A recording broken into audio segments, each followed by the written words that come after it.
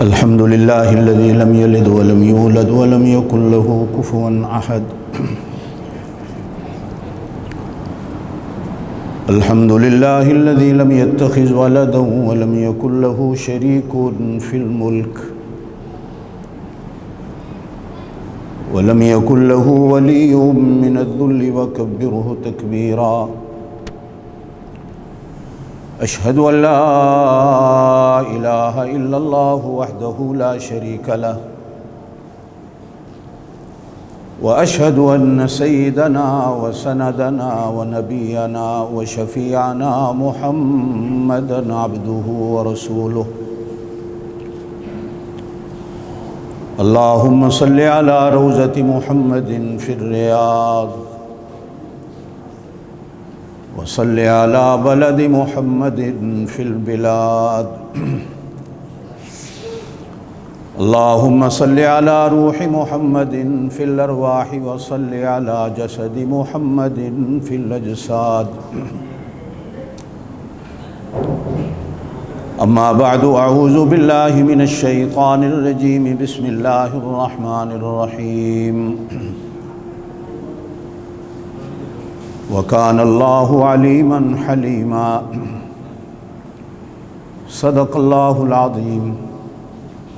اللهم صل على محمد وعلى آل محمد كما صليت على إبراهيم وعلى آل إبراهيم إنك حميد مجيد. اللهم بارك على محمد وعلى آل محمد كما باركت على إبراهيم وعلى آل إبراهيم إنك حميد مجيد.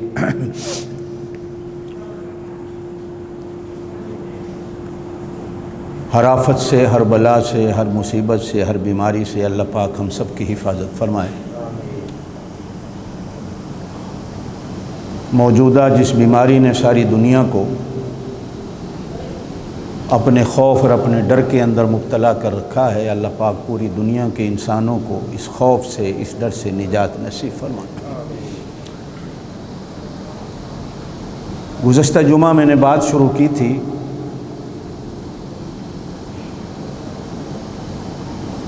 حلم، جسے حوصلہ بھی کہا جاتا ہے، اور آخر میں آ کر جس کو صبر بھی کہا جاتا ہے. یہ اللہ کی نعمتوں میں سے بہت بڑی نعمت ہے کہ اللہ پاک کسی بندے کو دنیا میں حوصلہ دے دے اور پھر اس حوصلے کی برکتوں سے اللہ پاک اس کی قبر کو اچھا کر دے اور اس کی آخرت کو اچھا کر دے. اور ہمیشہ یاد رکھیے گا، غصے سے آدمی کی دنیا بھی برباد ہوتی. جب جذبات میں آ کر بندہ اپنی دنیا کو بھی برباد کر بیٹھتا ہے، قبر کو بھی برباد کر بیٹھتا ہے، آخرت کو بھی برباد کر بیٹھتا ہے. اللہ پاک نے ہر وجود انسانی کے اندر جہاں ہزاروں نعمتوں کو رکھا ہے، وہی دو چار نعمتیں بہت بڑی ہیں جو وجود انسانی کے اندر ہوتی ہیں، جس میں سے ایک کو نفس کہا جاتا ہے، ایک کو عقل کہا جاتا ہے اور ایک کو دل کہا جاتا ہے. یہ بڑی نعمتیں.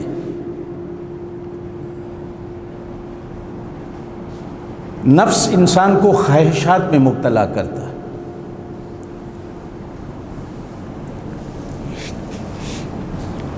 اور وہ خواہش کبھی مال کی ہوتی ہے، کبھی دنیا کی ہوتی ہے، کبھی کسی عورت کی ہوتی ہے، کبھی جاہ کی ہوتی ہے، کبھی نفس پرستی. انسان کی جو عقل ہے، اس کا تعلق بندے کے جذبات سے ہوتا ہے. یہ بندے کے جذبات کو خراب بھی کرتا ہے، ابھارتا بھی ہے اور بناتا بھی.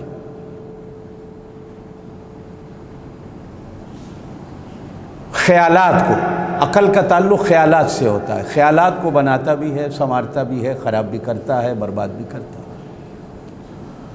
اور دل کا تعلق انسان کے جذبات سے ہوتا ہے. ان تینوں چیزوں کو کنٹرول کرنے کے لیے اللہ پاک نے حوصلہ،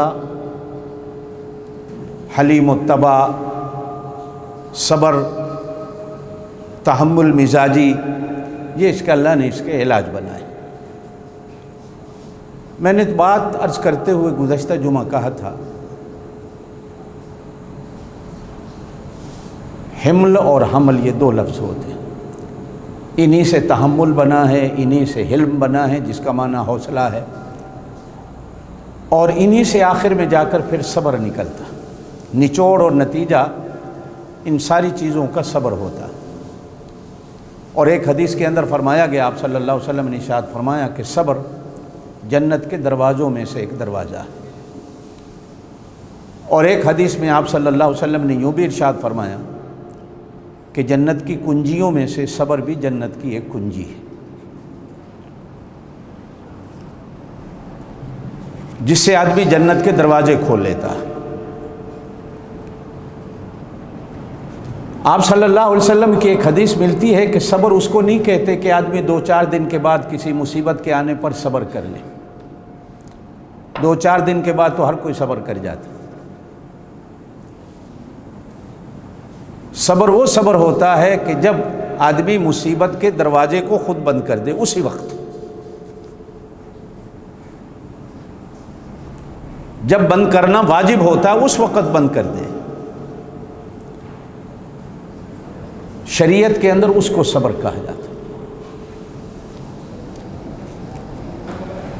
حدیث میں آتا ہے آپ صلی اللہ علیہ وسلم کہیں تشریف لے جا رہے تھے تو ایک عورت سینہ کو بھی، سر کے بال، چیختی روتی ہوئی آپ کو نظر آئی، تو آپ نے پوچھا کیا بات ہے؟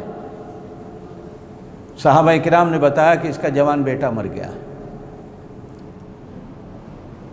شاید اس عورت نے کبھی حضور صلی اللہ علیہ وسلم کو دیکھا نہیں تھا، جانتی نہیں تھی، تو آپ صلی اللہ علیہ وسلم نے ارشاد فرمایا صبر کریے، کیا کر رہی ہے؟ وہ سامنے سے بولی کہ تیرا کوئی جوان بیٹا مرتا تو پھر میں تجھ سے پوچھتی کہ صبر کیسے ہوتا۔ تو آپ صلی اللہ علیہ وسلم نے ارشاد فرمایا پھر روتی رہے۔ اس سینہ کوبی پر، سر کے بالوں کو کھینچنے پر، یہ رونے پر، بین کرنے پر، ہمارے ہاں تو جس طرح شادی بیاہوں میں کرائے پہ عورتیں ملتی ہیں جو گانے والی ہوں، اسی طرح ماتم پر بھی کرائے پہ ملتی ہیں جو رولانا جانتی ہوں لوگوں۔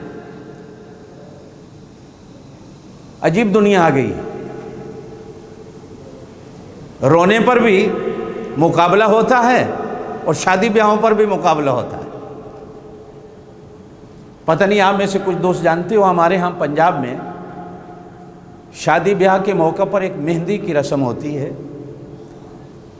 اس رسم میں دونوں طرف سے گالی دینے والی عورتیں کرائے پہ لی جاتی ہیں کہ گالی کون زیادہ دیتی ہے، لڑکے والے زیادہ دیتے ہیں یا لڑکی والے زیادہ دیتے ہیں۔ شریعت مصطفی کے اندر یہ مہندی کی رسمیں نہیں تھی، یہ ہندو نے ہمارے معاشرے میں ڈال دی، اور دن بدن یہ بڑھتی جا رہی ہے۔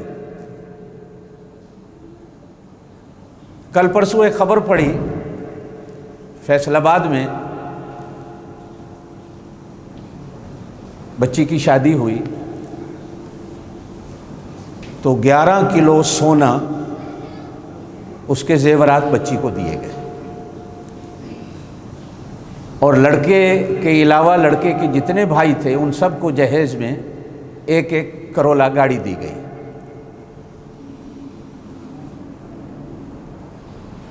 اور جو پھر شادی بیاہ پہ خرچہ ہوا اس کا حساب ہی کوئی نہیں،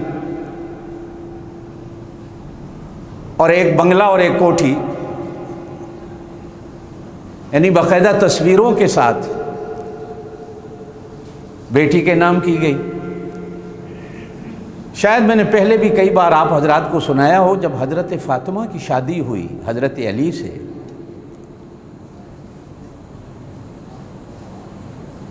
حضرت فاطمہ خاتون جنت ہیں، جنت میں عورتوں کے سردار ہیں، سب کہہ دو سبحان اللہ۔ آپ صلی اللہ علیہ وسلم نے فرمایا فاطمہ میرے جگر کا ٹکڑا ہے،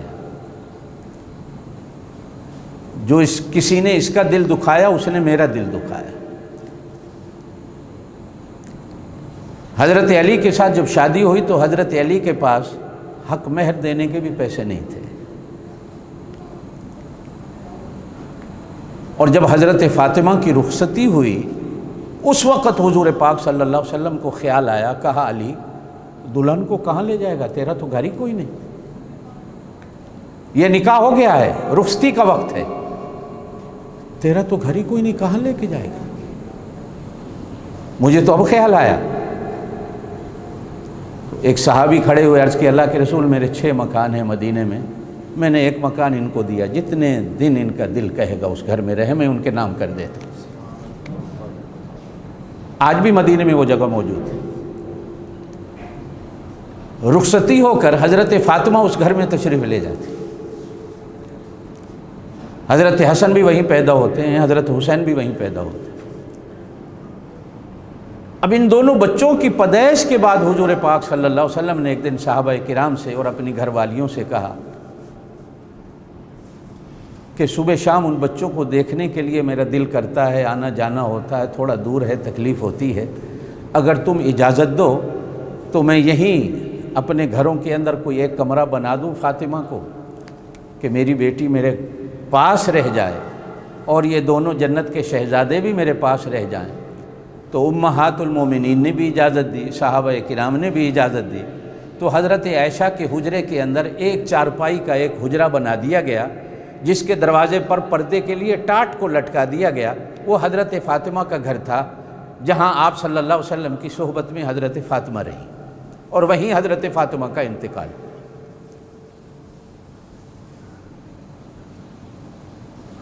اب یہ شادی جو ہے، حضرت عائشہ کی شادی ہوئی، پتہ نہیں میرا رمضان میں ایک بیان ہوا تھا حضرت عائشہ کی زندگی پر، آپ حضرات میں سے کسی نے سنا ہو نہ سنا ہو۔ یہ چھوٹی عید والے مہینے میں حضرت عائشہ کا نکاح ہوا ہے حضور پاک صلی اللہ علیہ وسلم سے، اور چھوٹی عید والے مہینے ہی میں حضرت عائشہ کی رخصتی ہوئی۔ عجیب اتفاق ہے، نکاح بھی اسی مہینے میں ہوا ہے اور 3 سال کے بعد رخصتی بھی اسی مہینے میں ہوئی۔ ہمارے ہاں جاہل لوگوں میں ایک بات مشہور ہے کہ 2 عیدوں کے درمیان میں شادی نہیں کرنی۔ اب یہ نبی کریم علیہ السلام کی شادی ہے، اس سے بڑی شادی اور کیا ہو سکتی ہے؟ اب یہ 2 عیدوں کے درمیان میں نکاح بھی ہوا ہے، شادی بھی ہوئی، اور حضرت فاطمہ اور حضرت علی کی شادی محرم میں ہوئی۔ کون سے مہینے میں ہوئی؟ محرم میں آپ لوگ شادیاں کرتے ہیں؟ نہیں کرتے۔ حضرت فاطمہ کی شادی کس مہینے میں ہوئی؟ محرم کے مہینے میں ہوئی۔ اور حضرت عائشہ کی شادی حضور پاک صلی اللہ علیہ وسلم کے ساتھ یہ چھوٹی عید والے مہینے میں ہوئی۔ یہ بھی مسلمان کہتے ہیں 2 عیدوں کے درمیان میں شادی جائز نہیں۔ ہمیں آج تک نہیں سمجھ آئی۔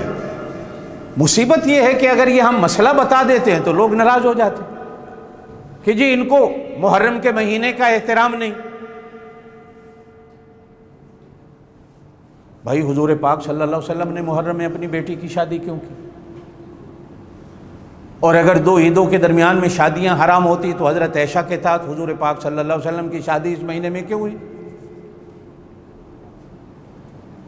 اب حضرت عائشہ بھی کہتی ہیں جب میری رخصتی ہو رہی تھی، کوئی مہندی نہیں، کوئی رسم و رواج نہیں، میں گھر میں کھیل رہی تھی کہ آپ صلی اللہ علیہ وسلم کے گھر کی عورتیں آ گئیں، مجھے نہلایا، سر میں تیل لگایا۔ اس زمانے میں میک اپ کیا تھا؟ دنداسا لگا لو، آنکھوں میں سرما ڈال لو، کاجل ڈال لو، میک اپ ہو گیا، کپڑے پہنا دیے گئے، مبارکبادی شروع ہو گئی۔ تو قسمت والی ہے کہ نبی کے گھر والی بن رہی، شادی ہو گئی۔ اچھا، پھر انہی شادیوں میں برکت ہوتی ہے۔ ہماری شادیوں میں بے برکتی کیوں ہوتی ہے؟ بیٹی والا ماں باپ بھی روتا ہوا نظر آتا ہے، بیٹے والا ماں باپ بھی روتا ہوا نظر آتا ہے شادی کے بعد، جی یہ ہو گیا، وہ ہو گیا، یہ ہو گیا، وہ ہو گیا۔ معلوم ہوتا ہے کہ شادی کے اندر اگر اللہ اور اس کے رسول کے حکموں کو اور سنتوں کو سامنے رکھتے تو کبھی یہ مسئلے نہ ہوتے۔ اب سنتیں گئی، رسم و رواج آ گئے، تو رسم و رواج کا پھر اللہ پاک کی طرف سے بھی سزا ملتی، اللہ پاک کی طرف سے بھی ہوتا۔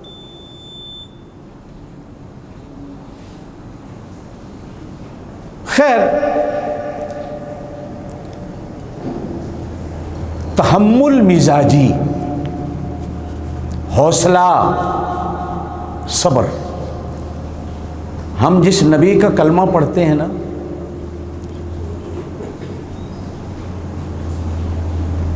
میں نے ہر نبی کی زندگی کو پڑھا ہے، اور آپ میں سے بھی کئیوں نے پڑھا ہوگا۔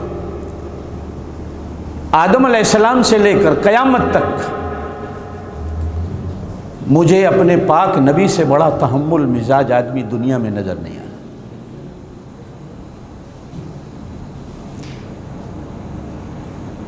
باوجود طاقت اور قدرت ہونے کے کہ بدلہ لے لوں، بدلہ نہیں لیا،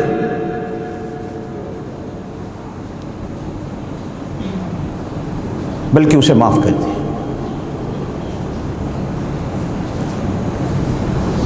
حضرت عائشہ رضی اللہ تعالیٰ عنہ نے ایک بار حضور پاک صلی اللہ علیہ وسلم سے پوچھا تھا، یا رسول اللہ، زور سے کہہ دیں سر، آپ کی زندگی میں کوئی ایسے دن بھی آئے جن کو آپ کبھی نہ بھول سکیں؟ آپ نے فرمایا طائف کے وہ 4-5 دن مجھے موت تک نہیں بھولے کہ طائف والوں نے مجھے کتنی تکلیفیں دی تھی، کتنا مجھے ستایا تھا۔ اس موقع پر بھی حدیث کے اندر آتا ہے کہ اللہ کے فرشتوں نے آ کر کہا اگر آپ اجازت دیں تو طائف والوں کو پہاڑ میں رکھ کے پیس دیں۔ حوصلے اور صبر کا، تحمل مزاجی کا وہ مظاہرہ فرمایا اللہ نہیں، یہ مجھے نہیں جانتے میں کون، میں نے ان کو معاف کر دیا ہے تو بھی ان کو معاف کر دیا۔ آج اگر یہ میرا انکار کر رہے ہیں تو ہو سکتا ہے کہ ان کی اولادوں میں میرے ماننے والے پیدا ہوں۔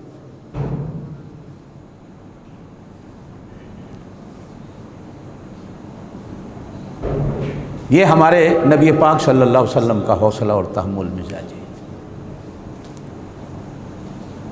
جنگ احد اسی مہینے میں ہوئی، یہ جو شوال کا مہینہ ہے، چھوٹی عید کا مہینہ۔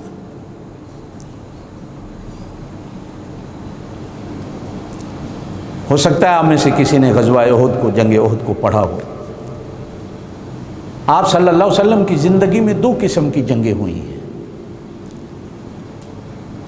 ایک جنگ کو غزوہ کہا جاتا اور ایک جنگ کو سرایا کہا جاتا۔ غزوہ اس جنگ کو کہا جاتا ہے جس جنگ میں حضور پاک صلی اللہ علیہ وسلم خود بنفس نفیس تشریف فرما۔ سرایا وہ جنگیں ہیں جن میں آپ صلی اللہ علیہ وسلم خود تو شریک نہیں ہوئے، لیکن آپ نے اپنی فوج بھیجی۔ 27 یا 28 جنگیں ہیں جن کو غزوات کہا جاتا ہے، جن میں آپ صلی اللہ علیہ وسلم خود بنفس نفیس تشریف لے گئے۔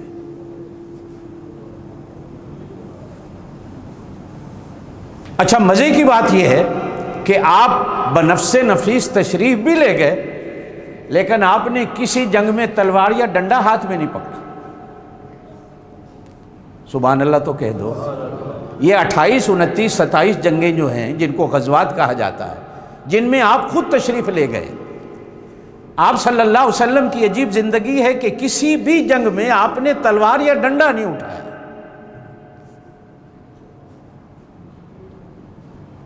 کسی نے عرض بھی کی کہ یا رسول اللہ، آپ تو سپہ سالار تھے، اور سپہ سالار بھی تلوار اور لاٹھی کے بغیر نہیں ہوتا، آج کل تو بندوقی۔ تو آپ صلی اللہ علیہ وسلم نے فرمایا کہ یہ اللہ کا فیصلہ ہے کہ جو نبی کے ہاتھوں میں مارا جائے، نبی کے ہاتھوں سے مارا جائے، اس کی کبھی بخشش نہیں ہوگی، اور جو نبی کو مارے اس کی بھی بخشش نہیں ہوگی۔ اب میری اسی بات کو ذہن میں رکھیے گا کہ جو نبی کے ہاتھوں سے مارا جائے اس کی بخشش نہیں، اور جو نبی کو مار دے اس کی بخشش نہیں۔ تو میں چاہتا ہوں کہ نہ کوئی میرے ہاتھ سے مارا جائے، کہ وہ ایسا بدقسمت نہ بن جائے کہ اس کی بخشش نہ ہو، اور نہ میں یہ چاہتا ہوں کہ کوئی مجھے مار کر ہمیشہ کے لیے جہنمی بن جائے۔ میں اللہ کے بندوں کو جنت میں لے جانے کے لیے آیا ہوں، جہنمی بنانے نہیں آیا۔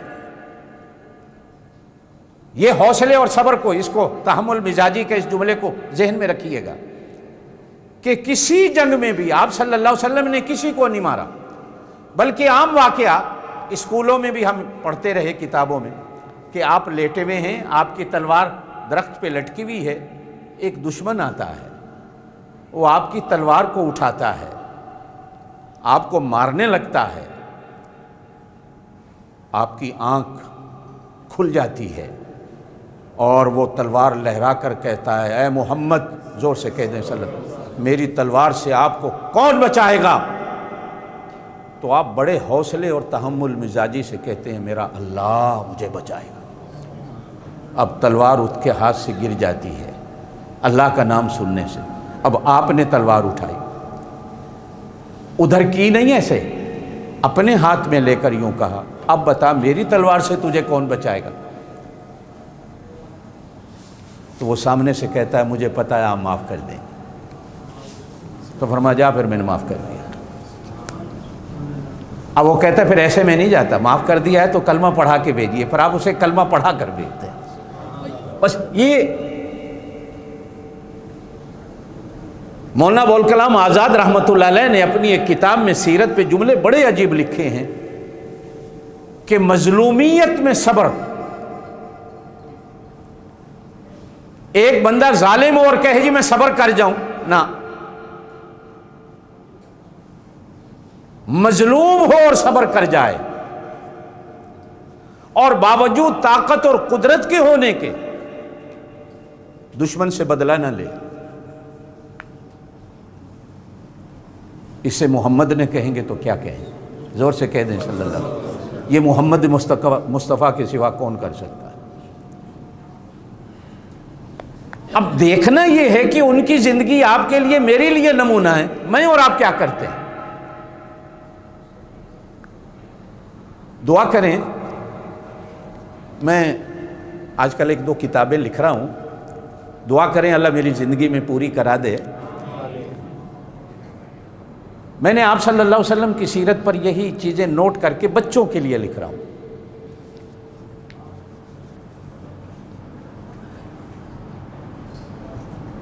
پاک نبی کا کلمہ پڑھنے والوں 63 سال کی زندگی میں، آپ بھی توجہ سے میری بات سنیں، گھر بیٹھ کر بچوں کو بھی سناؤں، 63 سال کی زندگی میں آپ نے کبھی کسی کو گالی نہیں دی، اور گالی کا جواب بھی گالی سے نہیں دیا۔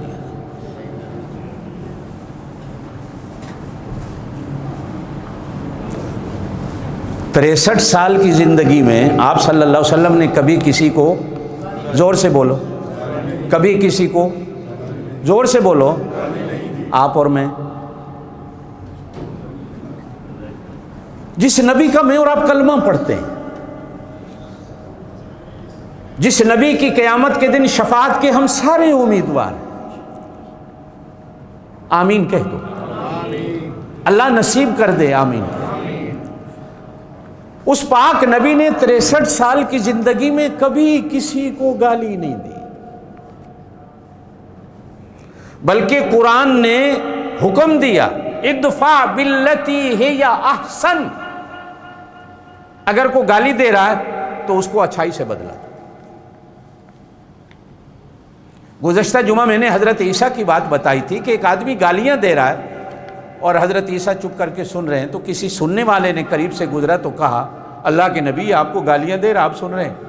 کہا بھائی برتن میں جو کچھ ہوتا ہے وہی نکلتا ہے، اس کے اندر جو کچھ ہے نکل رہا ہے، اب اگر میں بھی وہی کچھ نکالوں تو پھر اس کا مطلب ہے میرے برتن کے اندر بھی وہی کچھ ہوگا، میں اس جیسا بن جاؤں تو پھر اس میں اور مجھ میں فرق کیا ہے؟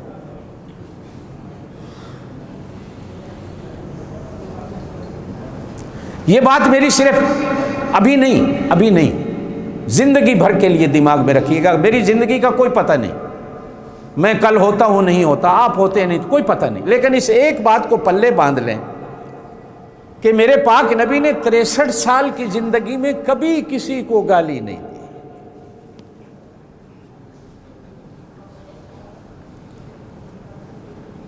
میرے پاک نبی صلی اللہ علیہ وسلم نے 63 سال کی زندگی میں کبھی کسی سے بدلہ نہیں لیا۔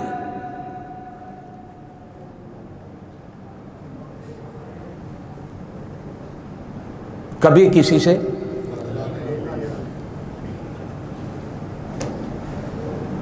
حضرت زینب حضور پاک صلی اللہ علیہ وسلم کی بڑی بیٹی تھی، یہ عربوں میں چلتا ہے، حضور کی 2 بیویاں تھیں، دونوں کا نام زینب تھا، ایک زینب بنت جہش، ایک زینب بنت خزیمہ، 2 بیویاں ہیں آپ کی جن کا نام زینب تھا، بیٹی کا نام بھی زینب تھا۔ یہ آپ کے چاچا ابو لہب کے بیٹے سے اس کی منگنی ہوئی تھی، یہ زمانہ نبوت سے پہلے کی بات ہے۔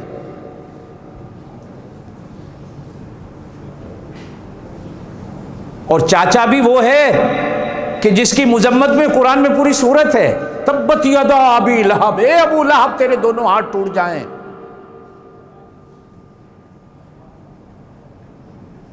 بیٹی کی منگنی کی تھی، نکاح تک موقع نہیں آیا۔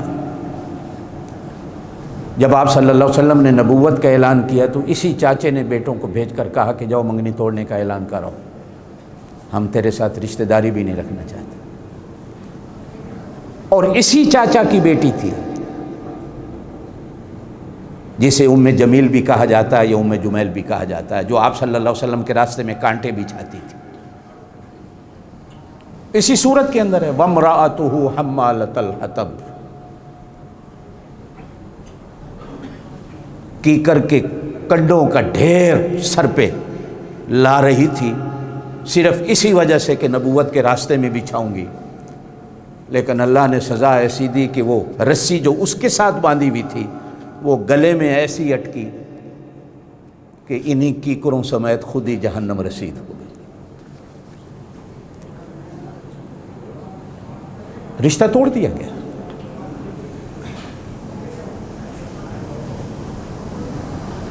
اور یہی بیٹی آپ صلی اللہ علیہ وسلم کی جب ہجرت کرنے لگی، اچھا مزے کی بات یہ ہے کہ داماد بھی اس وقت مسلمان نہیں تھا۔ حضرت زینب کے گھر والے کا نام ملتا ہے حضرت ابو العاص بن ربیع، یہ بعد میں مسلمان ہوئے، جنگ بدر میں قیدی بھی ہوئے تھے، یہ بعد میں مسلمان ہوئے، پہلے مسلمان نہیں تھے، لیکن آپ صلی اللہ علیہ وسلم نے نکاح نہیں توڑوایا، بیٹی سے کہا کہ اس کو سمجھاتی رہو، اس کو سمجھاتی رہو۔ ہاں، اور اگلی بات بھی میں بتا دوں، پاک نبی صلی اللہ علیہ وسلم نے ارشاد فرمایا اس کو اپنے قریب بھی نہ آنے دینا، نکاح نہیں توڑنا، قریب نہیں آنے دینا، اس لیے کہ اب تو مسلمان ہے، یہ کافر ہے، کافر اور مسلمان کا ملاپ نہیں ہو سکتا۔ میں نکاح کو توڑنے کا اعلان تو نہیں کرتا ہوں،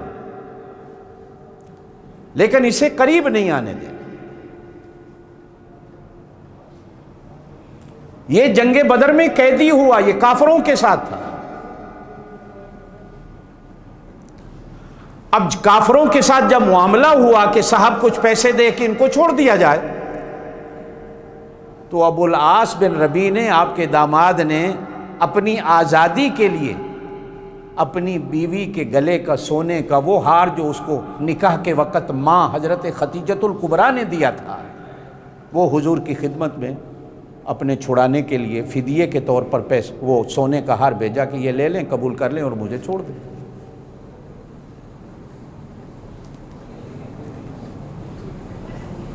اب حدیث میں آتا ہے جب آپ صلی اللہ علیہ وسلم نے اس سونے کے ہار کو دیکھا،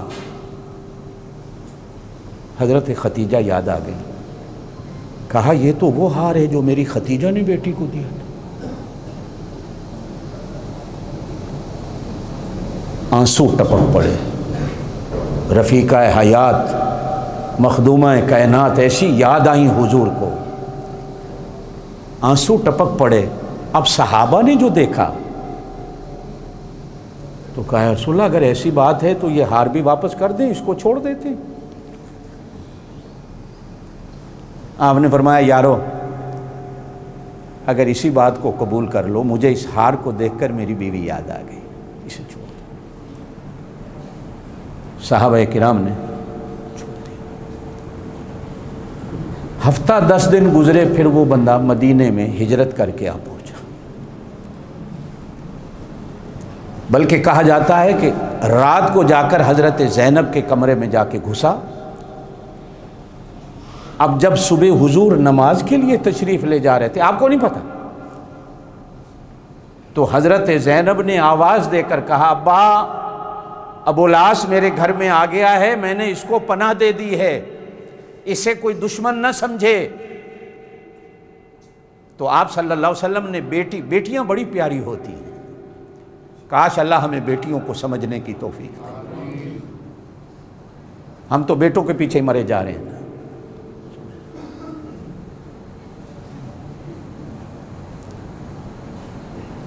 میرے پاک نبی صلی اللہ علیہ وسلم کی آل اولاد کو اللہ نے بیٹیوں سے چلایا ہے، بیٹوں سے نہیں چلی۔ اب حضور نے جب آواز سنی تو مسجد نبی میں پھر صحابہ کرام کے حضور نے بھی کھڑے ہو کر کہا مجھے نہیں پتا تھا میرے یارو، میں نے ابھی زینب کی آواز کو سن کر مجھے پتہ چلا کہ اس کا گھر والا اس کے گھر آ گیا ہے۔ اب حضور نماز پڑھا کر گھر آئے، کہا زینب آ تو گیا ہے لیکن اس کے قریب جانے کی میں اجازت نہیں دوں گا۔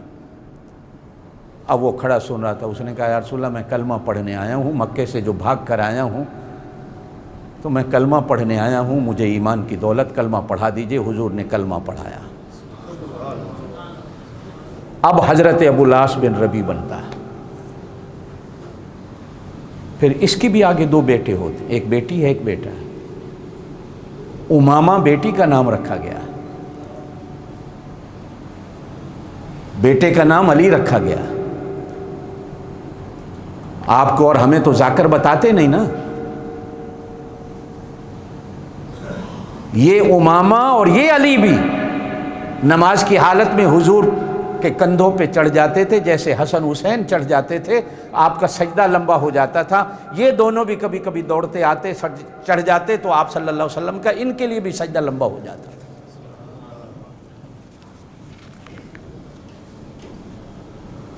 بلکہ جب مدینے سے مکہ فتح کرنے کے لیے نکلے ہیں نا 10,000 کا لشکر لے کر، بس ایک بات کہہ کے میں آگے چلتا ہوں، اس لیے کہ اس علی کا آپ کو نہیں پتا جو حضور کا نواسا ہے، جو حضرت زینب کا بیٹا، کبھی نہیں سنایا کسی نے، اور کبھی آپ نے سنا ہی نہیں۔ آپ صلی اللہ علیہ وسلم کی مدینے سے جو اونٹنی چلی ہے تو آپ کی اونٹنی پر آپ کے ساتھ 2 بچے سوار تھے، ایک حضرت اسامہ تھے اور ایک یہ حضرت علی تھے جو حضرت زینب کے بیٹے۔ جب آپ صلی اللہ علیہ وسلم نے کعبے کو بتوں سے پاک کیا ہے نا، 360 بت تھے کعبے میں، تو جہاں تک آپ کی لاٹھی پہنچتی تھی آپ توڑتے جاتے تھے، اور جہاں ہاتھ نہیں پہنچا تو اسی علی کو کندھے پہ سوار کر کے کہا ان بتوں کا سر توڑ۔ تاریخ دانوں نے اس علی کو چھوڑ کر حضرت علی کے نام کا تو ذکر کر دیا، لیکن جو اصل بچہ تھا حضرت علی اس کا نام کسی نے نہیں ذکر کیا۔ یہ جب ہجرت کرنے لگی ہیں حضرت زینب مکے سے مدینے، تو ان کی اونٹنی کے پاؤں ایسے کاٹے گئے، پیٹ میں بچہ تھا ضائع ہوا، ایسی گری، اتنی چوٹیں لگیں۔ اسی حالت میں مدینے پہنچی تو حضور نے دیکھ کر آنسو نکل آئے، کہا میری بیٹی کو ہجرت اور اللہ کی راہ میں، اللہ کے رسول کی راہ میں کتنی تکلیفیں دی گئی۔ یہی مارنے والا فتح مکہ والے دن حضور کے سامنے آ کر معافی مانگتا ہے، حضور کہتے ہیں جا میں نے تجھے معاف کر دیا۔ بیٹی کو دکھ دینے والا، بیٹیوں والے باپ اور ماں کے لیے سب سے اپنی زندگی کا دکھ اتنا نہیں ہوتا جتنا اولاد کا دکھ ہوتا۔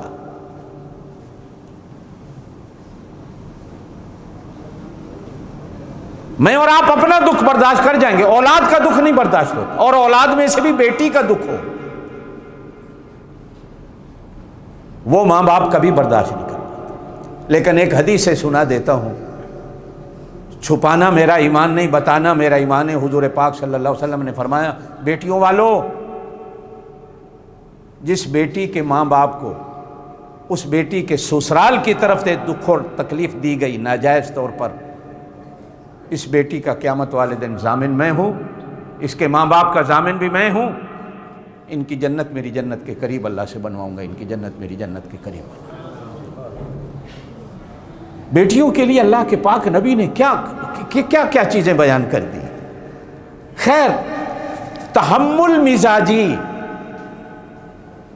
حوصلہ، صبر۔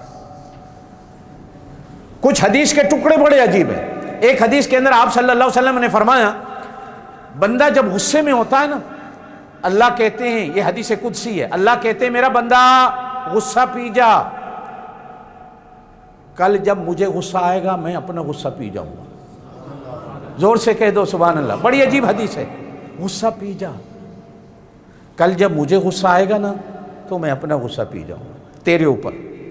اور دوسری حدیث میں ابو داؤد شریف کے اندر الفاظ ہیں، فرمایا تو میرا حکم مان کر غصے کو پی رہا ہے، پی جا، میرا حکم ہے، غصہ آیا ہے تو اسے پی جا، میرا حکم، اگر تو میرا حکم مان کر پی رہا ہے تو کل قیامت والے دن جب مجھے تیرے اوپر غصہ آنا ہوگا تو میں تیرا چہرہ دیکھ کر اپنا غصہ پی جاؤں۔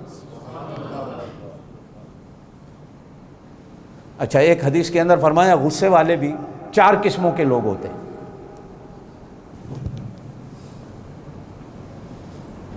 4 قسم کے لوگ ہوتے ہیں، غصے کی 4 قسمیں ہوتی ہیں۔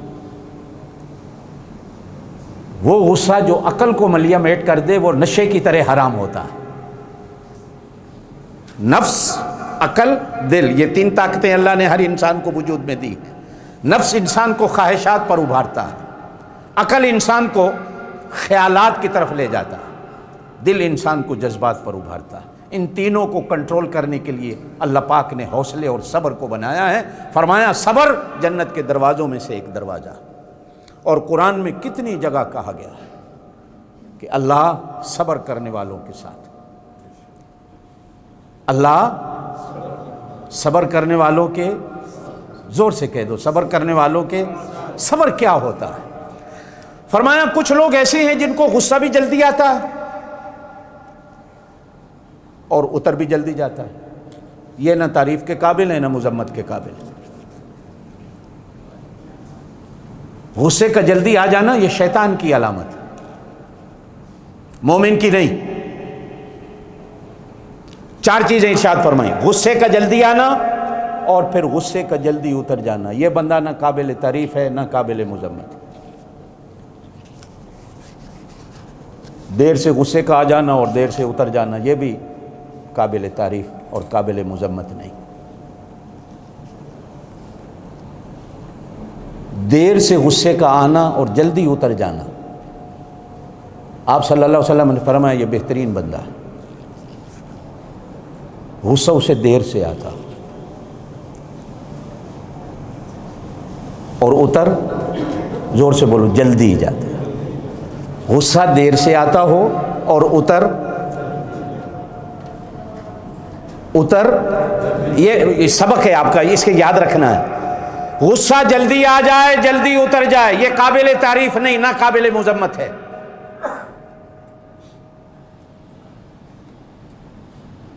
غصہ بھی جلدی آ جائے اتر بھی جلدی جائے یہ بھی قابل تعریف نہیں۔ غصہ دیر سے آئے اور اتر، آپ صلی اللہ علیہ وسلم نے کتنے بندے تھے کہہ رکھا تھا کہ یہ جہاں تمہیں نظر آئے قتل کر دینا۔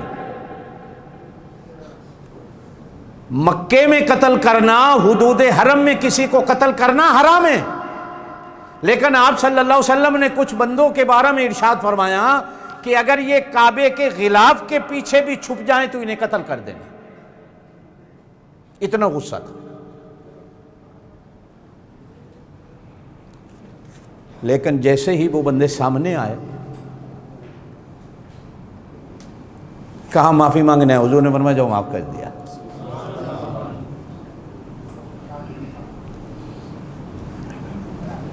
ہندہ بعد میں حضرت ہندہ بنی ہے، صحابیہ بنی ہے، یہ ابو سفیان کی بیوی تھی اور جو تاریخ اسلام سے واقف ہیں، حضرت ابو سفیان سے بڑا حضور پاک صلی اللہ علیہ وسلم کا مکے میں دشمن کوئی نہیں تھا، لیکن جب ایمان لے آئے تو حضرت ابو سفیان بن گئے۔ اب ایمان لانے سے ان کی ساری زندگی کے گناہوں کو اللہ نے معاف کر دیا۔ اب کسی کو اجازت نہیں کہ ان کے گناہوں کو بیان کرتا پھرے۔ اب وہ حضرت ابو سفیان، ہندا وہ ہے جس نے میدان احد میں حضرت حمزہ کو شہید کروایا، حضرت حمزہ کے کان کٹوائے، حضرت حمزہ کی آنکھیں نکلوائیں، حضرت حمزہ کا کلیجہ کٹوایا، حضرت حمزہ کے جسم کے 70 ٹکڑے کروائے، کلیجہ نکالا، چبایا، چبا نہ سکی تو تھوک دیا۔ لیکن وہی ہندا فتح مکہ والے دن حضور کے سامنے آتی ہے، میں معافی مانگنے، حضور نے فرمایا جا، میں نے معاف کر دیا۔ اور جس نے مارا تھا وحشی نام ہے، بعد میں وہی حضرت وحشی بنتا ہے۔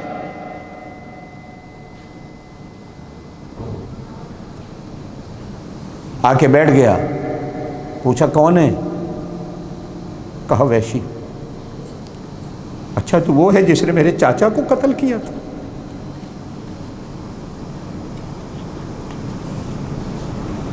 گھٹنوں کے اوپر ہاتھ رکھ کے بیٹھ کر آ کر کہتا ہے میں معافی مانگنے آیا۔ حضور نے فرمایا جا، میں نے تجھے معاف کر دیا۔ لیکن ایک بات یاد رکھنا، آج کے بعد میری نظروں کے سامنے نہ آنا۔ وہ دو چیزیں ہیں،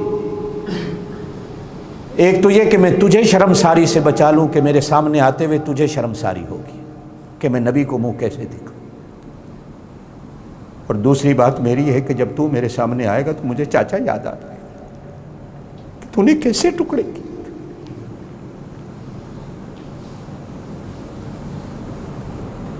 پھر اسی وحشی نے، جو اب حضرت وحشی ہے، اس زمانے کا مسلمہ کذاب، جیسے آج ہمارے یہاں مرزا غلام احمد قادیانی ہے، نبوت کا دعویٰ کیا تھا اس نے، مسلمہ کذاب نے، اور بلکہ حضور کو اس نے خط لکھا تھا، آج وہ نبوت تقسیم کر لیتے ہیں، ادھر آپ کی ادھر میری۔ آپ صلی اللہ علیہ وسلم کی زندگی کے آخری دن تھے۔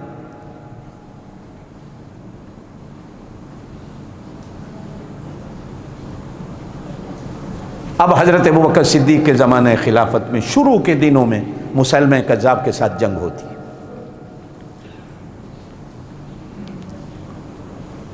ہانگ کانگ والوں، یہ جنگ اتنی زور کی تھی جس کو جنگ یمامہ کہا جاتا ہے۔ 1700 قرآن کے قاری جنہوں نے حضور سے الحم سے لے کر والناس تک پورا قرآن پڑھا تھا، اس ایک جنگ میں شہید ہو گئے،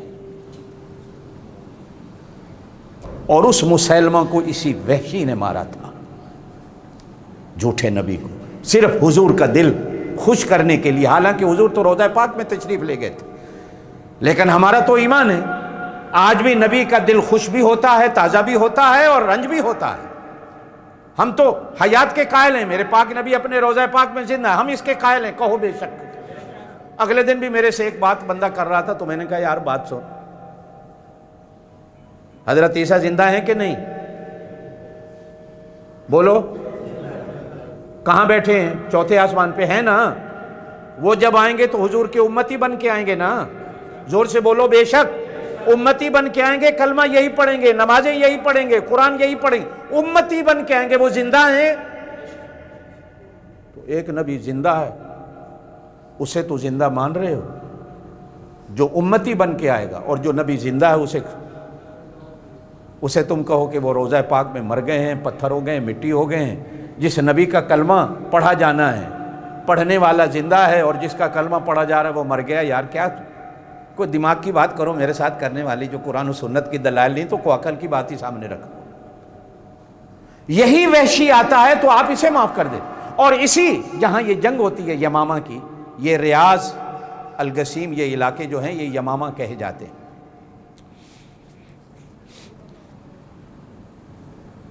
یہاں کا امیر آپ صلی اللہ علیہ وسلم کے پاس آیا، مدینے میں آ کر مسلمان ہوتا، سمامہ اس کا نام ملتا ہے، کلمہ پڑھتا ہے، مسلمان ہوتا۔ آج بھی سعودی عرب میں گندم سب سے زیادہ اسی علاقے میں ہوتی ہے۔ بہت گندم ہوتی. لیکن یہ جو دنیا کی طاقتیں ہیں، انہوں نے ان کے دماغوں میں ڈالا ہے تمہاری گندم جو ہے نا یہ بیماری والی ہے، کھاؤ گے تو بیمار ہو جاؤ گے، اپنی گندم نہ کھانا، امریکہ کی کھانا، وہ تمہاری صحت کے لیے اچھی ہے.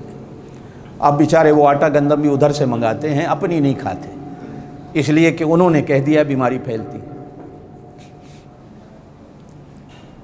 آپ اور میں بھی انہی کے پیچھے چل رہے ہیں، بیماری پھیلی ہوئی ہے، سب مان کے بیٹھے ہوئے ہیں. چلیں بیماری پھیل گئی، اب شفا کے طریقے بھی انہی کے ڈھونڈ رہے ہیں ہم لوگ. اللہ اور اس کے رسول کے طریقوں میں ہمیں بھی ایمان بن گیا کہ شفا نہیں ہے، شفا بھی انہی کے طریقوں میں رکھی گئی.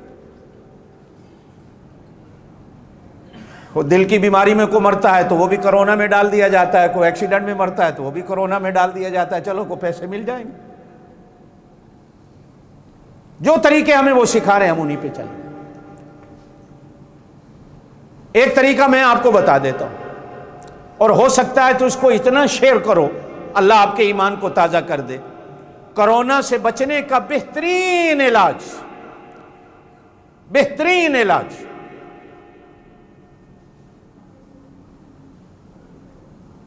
نمازوں کے اوقات میں جیسے وضو کرتے ہو دن میں 5 ٹائم، انہی اوقات پر وضو کر لو، اچھے طریقے سے وضو کر لو سنت کے مطابق. کرونا کا مریض بھی ٹھیک ہو جائے. غیر مسلموں کو بھی بتاؤ، اگرچہ تم نماز نہیں پڑھتے ہو، نمازوں کے انہی اوقات میں 5 ٹائم وضو کرنا سکھا دو. اللہ کی قسم کھا کے کہتا ہوں ٹھیک نہ ہو تو کہنا کیا ہے. ہم لوگ چونکہ بھاگ رہے ہیں. خیر، گندم وہیں سے مکے آیا کرتی تھی.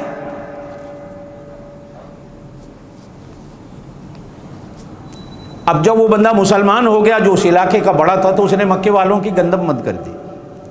مرے بھوکے یہ میرے پاک نبی کے دشمن میں گندم نہیں دیتا. اب جب گندم کا سیزن آیا تو مکے میں قحط پڑ گیا، گندم نہیں.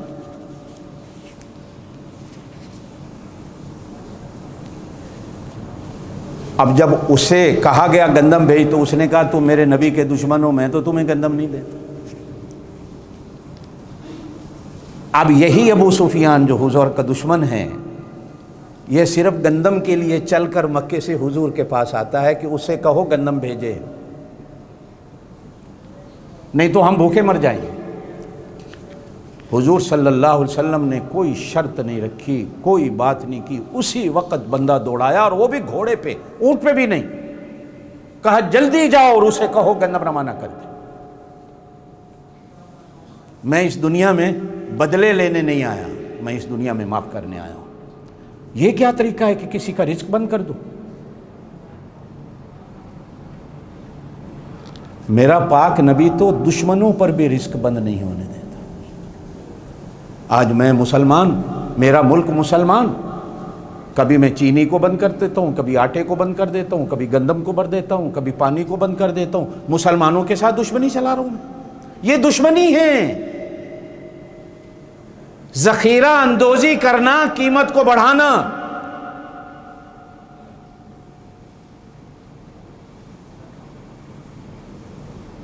آپ بزنس مین ہو، تاجر لوگ ہو، حدیث کے اندر تجارت کے جہاں اصول بیان کیے گئے، ایک بیان کیا گیا ہے کہ اگر کسی نے قیمت لگا دی ہو تو تم قیمت پر قیمت نہ لگانا. یہ تجارت میں جائز نہیں ہے کہ میں بڑھ کر قیمت لگا دوں، نہیں. دارالعلوم دیوبند کا نام سنا ہوا ہے؟ اس پوری دنیا میں سب سے بڑی اسلامی یونیورسٹی ہے ہندوستان میں، جس کا میں بھی خوش چین ہوں، جہاں سے میرے اکابر ہیں، میرے بزرگ ہیں، جہاں سے نکلے ہیں، جن سے میں نے پڑھا ہے. دارالعلوم دیوبند کی جس بندے نے پہلی اینٹ رکھی، اس بندے کا نام تھا میاں منّ شاہ.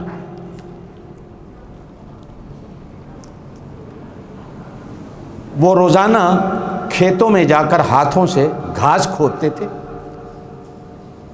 اور وہ گھاس کی گٹھڑی بنا کر دیوبند شہر میں آ کر بیچتے تھے. ان کے بیچنے کا طریقہ یہ تھا کہ جو بندہ پہلے جا کر ان کو ہاتھ لگا لیتا تھا وہ 2 پیسے کی گٹھڑی اسی کی ہو جاتی اور وہ 2 پیسے قیمت ہوتی. 1 پیسہ وہ اپنے گھر والوں پر خرچ کرتے تھے. 1 پیسے کے پھر 2 حصے کر کے آدھا غریبوں کو دیتے تھے اور آدھا جمع کرتے کرتے 2-4 مہینے کے بعد دیوبند کے سارے علماء کی دعوت کرتے تھے.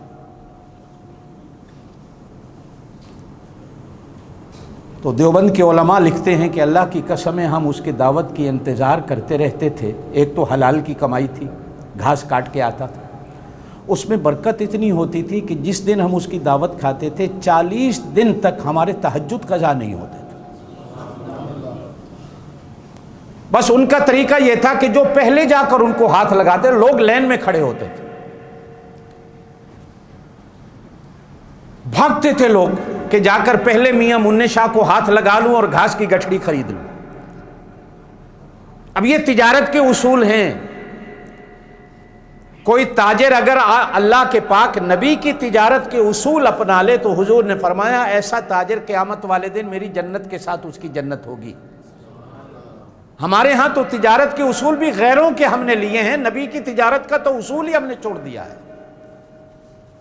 یہ تجارت کے اصول نہیں ہے قیمت کو بڑھانے کے لیے کسی چیز کو جمع کر کے رکھ دو، ذخیرہ اندوزی کر لو. حرام ہے، حرام ہے. قرآن میں فرمایا گیا یہ جہنم کی انگارے اپنے پیٹ میں ڈالتا ہے قیمت کو بڑھانے کے لیے. حضرت عائشہ رضی اللہ تعالیٰ عنہا پر جب تہمتیں لگی تھی نا، قرآن میں واقعہ ہے، تو ان میں ایک صحابی ایسے بھی تھے جو اس سازش میں شکار ہو گئے. حضرت مستہ ان کا نام ملتا ہے. ان کے گھر کا خرچہ حضرت ابوبکر صدیق چلاتے تھے. اب جو بندہ صبح شام اس گھر والوں کو کھانا دیتا ہو اور اس کے گھر کا کوئی بندہ اس سازش میں شریک ہو جائے تو دل کو تو دکھ ہوتا ہے یقیناً. تو حضرت ابوبکر صدیق کو جب پتہ چلا تو قسم کھا بیٹھے کہ آئندہ میں اس کے گھر میں 1 گندم کا دانہ نہیں بھیجوں گا، کہ میری بیٹی پر سازش کرنے والوں میں یہ بھی شریک جو میرے گھر سے کھاتا ہے. اب توجہ سے یہ بات سنیے گا جو میں سنانا چاہتا ہوں. اللہ پاک نے قرآن کی ایک آیت اتار دی. میرا نبی ابوبکر صدیق سے کہہ دو مجھے لوگ گالیاں دیتے ہیں، میں تو ان کو روٹی دیتا ہوں، میں نے تو کبھی بند نہیں کیا. اور آپ کی شان بھی یہ ہے، اللہ اپنے نبی سے کہتا ہے کہ آپ نے بھی کبھی گالی دینے والوں کو بد دعا نہیں دی. ابوبکر صدیق سے کہہ دو صدیق ہے، اپنی سخاوت پر داغ نہ لگوائے، بلکہ میں چاہتا ہوں کہ آج خود اپنے کندھوں پہ اٹھا کر اس کا رزق اس کے گھر پہنچانے جائے. اب جب یہ قرآن کی آیت اتری واللیل اذا یغشی، قرآن میں سورت ہے 30ویں سپارے میں، وما یغنی عنہ مالہ اذا تردی ان علینا للہدی وان لنا للآخرۃ والأولی. ابو بکر آخرت کو مد نظر رکھ. یہ دنیا میں ہو گیا شکار ہو گیا، لیکن سخی وہ سخی نہیں ہوتا کہ جو ایسے وقت میں آ کر غریب کے کھانے پینے کو بند کر دے. وہ مومن نہیں ہوتا جو جذبات میں آ کر اپنے جذبات کو کنٹرول نہ کر لے، اپنے حوصلے اور صبر کا مظاہرہ نہ کرے کہ اس کی روزی اور روٹی کو بند کر دے.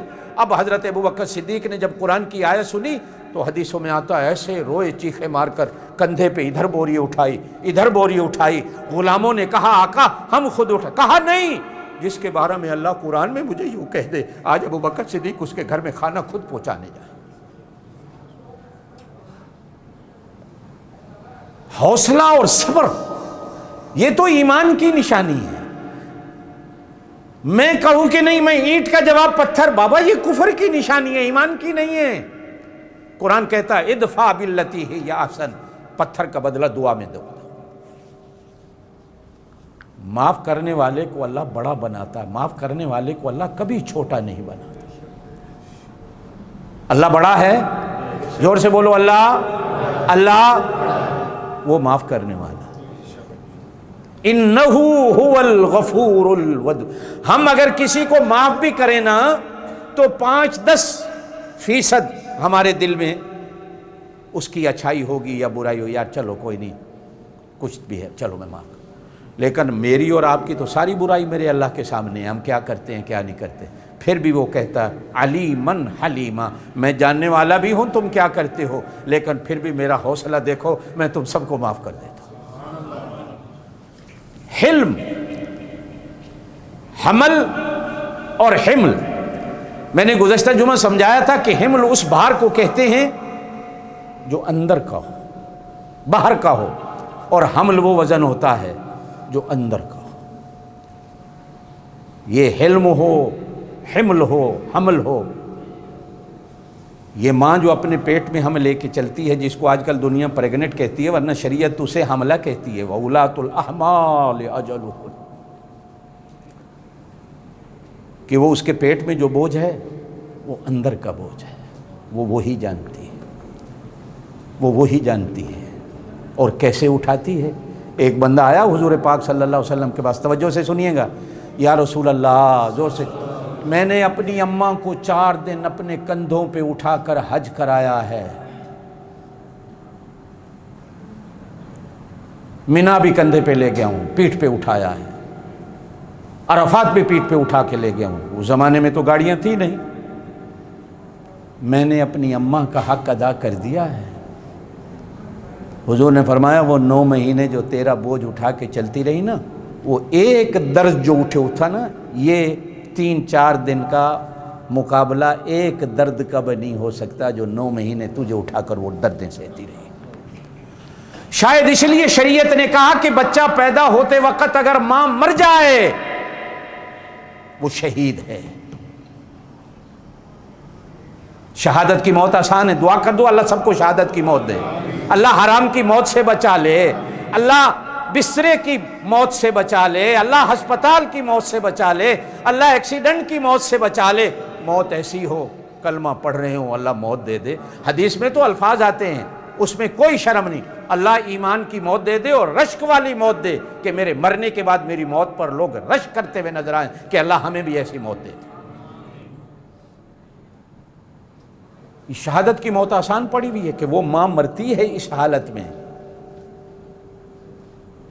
تو شریعت کہتی ہے یہ شہید ہے۔